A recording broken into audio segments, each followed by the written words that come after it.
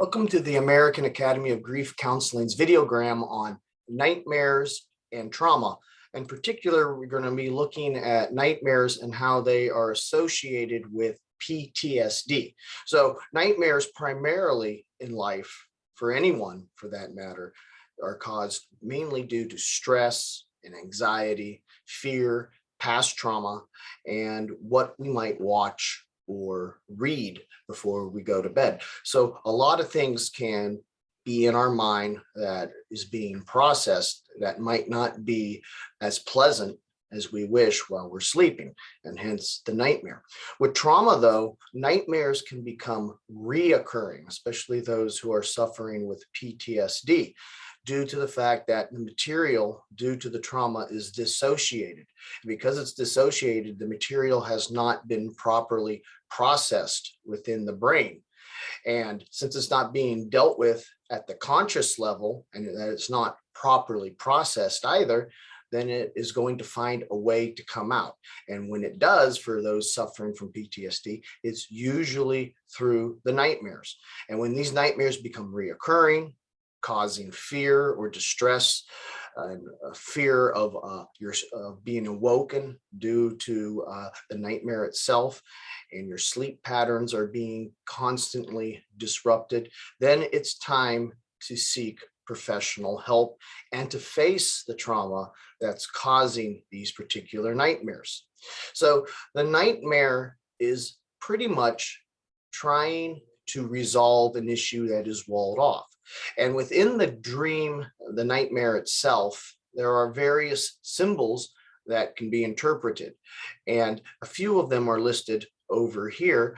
Falling usually includes a lack of control in life. Being chased can symbolize running away from a particular issue. An injury can mean that there is a sign or a feeling of weakness in one's life, or being powerless. Trapped is being stuck in a bad situation. And various monsters in dreams, sometimes they are representations of the issues that we must face. So nightmares are ways the subconscious is trying to resolve an issue, and sometimes symbol is the way the subconscious tries to understand the problem that is occurring. So individuals with PTSD who experience nightmares usually have a more accurate depiction of the nightmare itself, of the event that the nightmare is about. But over time, it can become more symbolic. And the individual will wake up feeling re-threatened, maybe feeling dirty from the trauma itself. And in the case of sexual abuse, there's a lot of shadows in these types of dreams, making the person even more terrified and feeling even dirtier. So the only way to address these situations and problems is to address the trauma at a conscious level to stop these types of dreams. The first step is to start to confide to other individuals what the nightmare is about. Keeping it to yourself, not seeking active help, is not going to resolve the issue. So it's important to confide in others what you have dreamt about, discuss, analyze the symbols, identify the setting, look at what happened and what emotions that you felt within these dreams. And a lot of times you can confide that with a family or a close friend, but usually if you're speaking with a professional counselor, they're going to ask these types of questions. What type of symbols were in the nightmare, and the setting, what you felt, and what was happening. So to confront a nightmare, some professional counselors are going to work on not only identifying the trauma that's causing it, but also work on a thing called dream management. And part of dream management is what we spoke about in the previous slide, but it goes a little bit deeper. And also before bed, thinking about the nightmare, and actually thinking about the nightmare at its most intense moment, and then identifying it consciously as it's only a dream. In addition to this, you can confront the nightmare before bed and look at the various characters or monsters that exist in the nightmare and create an alternate ending. Other ways include meditation before bed and progressive relaxation through breathing techniques. But again, if you're looking to ultimately remove the nightmare and its reoccurring themes, it has to be dealt with at a conscious level.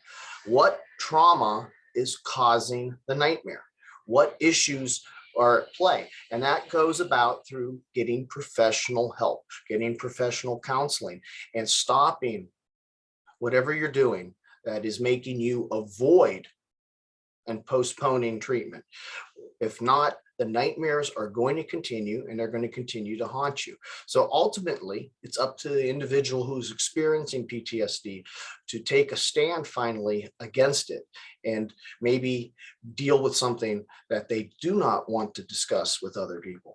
But in doing so, they can heal the subconscious mind, allow dissociated material to finally process itself within the brain, and allow the subconscious mind to not think about it while one is sleeping and to experience it in a nightmare itself. If you'd like to learn more about AIHCP and its grief counseling certification program or its stress management consulting program, there are 2 links here that you can review. Our phone number is 330-652-7776, and our email is info@aihcp.org. In conclusion, nightmares are a part of many of our lives and are a way of answering questions that are unresolved during the day. Most of the time, they're just a natural phenomenon that occurs.